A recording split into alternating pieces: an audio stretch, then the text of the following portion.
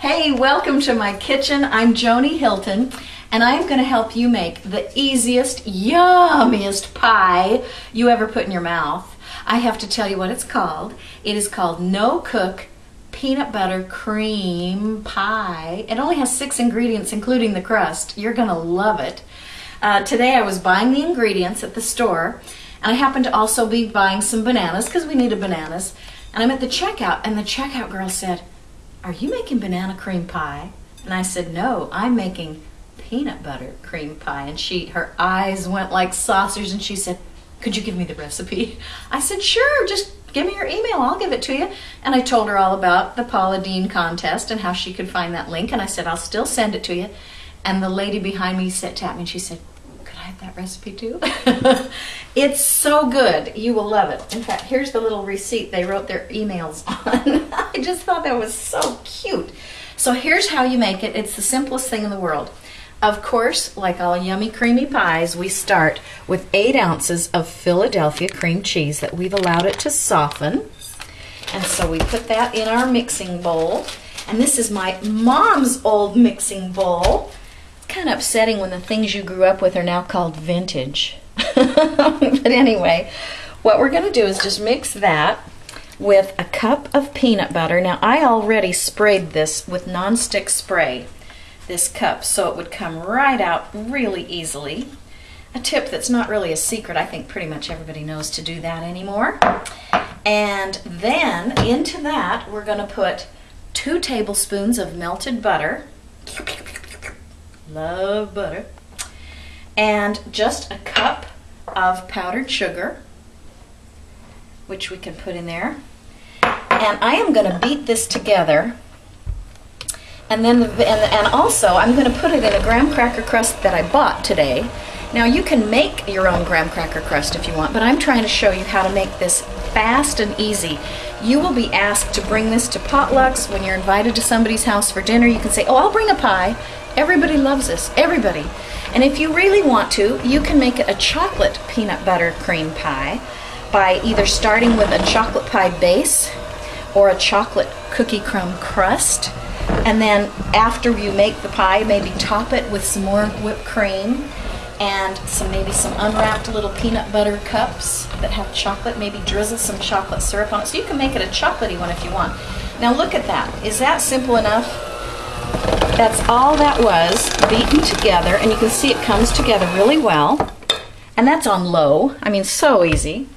And don't worry about the calories. Unless you beep when you back up, you're fine. So anyway, here's our thawed out frozen whipped topping. And again, now you can make this with whipped cream that you whip personally.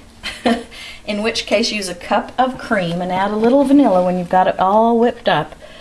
Maybe 2 teaspoons or tablespoon of vanilla when you do it from whipped cream. But I think it's just as easy to just use whipped topping. Tastes great, looks great, holds together well. And you can fold it in or just lightly beat it in the way I'm doing. And it will become a beautiful pale caramel color. And you're going to love that. And after we get it all mixed in, I'm going to just dollop it into the crust, which is so simple. And you'll want to chill it thoroughly. So let's say you're going to take it someplace this evening. Make it in the morning or at least a couple of hours ahead so it can sit in the fridge. And then when you slice it up, you'll get really crisp lines and firm pieces.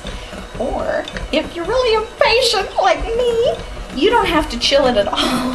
You can put it in the pie crust and slice it right now, because who cares if it's like perfectly, firm like Jell-O or something. Okay, we are going to clean off our beaters. By the way, speaking of beaters, the toughest thing about making this pie is making sure you're the only one at home. Because if you're not, everybody is going to want the spatula, the beaters, and the bowl to lick. So if you do it when you're all alone, you get to do that all by yourself. So I'm going to put this in a pie crust with some roses from my garden.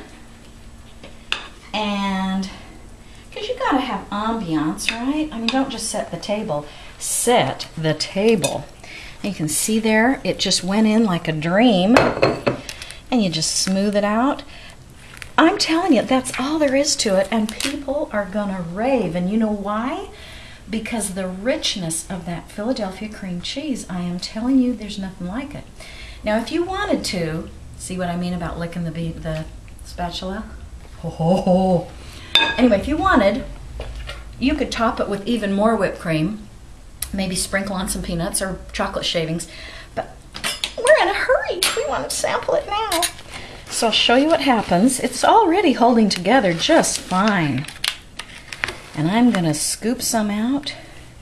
All right, it needs to chill, but guess what? Who cares? Hello?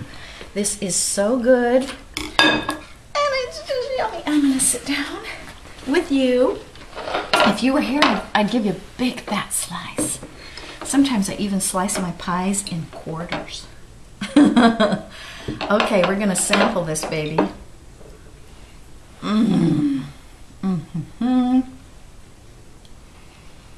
It doesn't get better than this. Oh, it's so good. Anyway, thanks for coming into my kitchen today. See you later.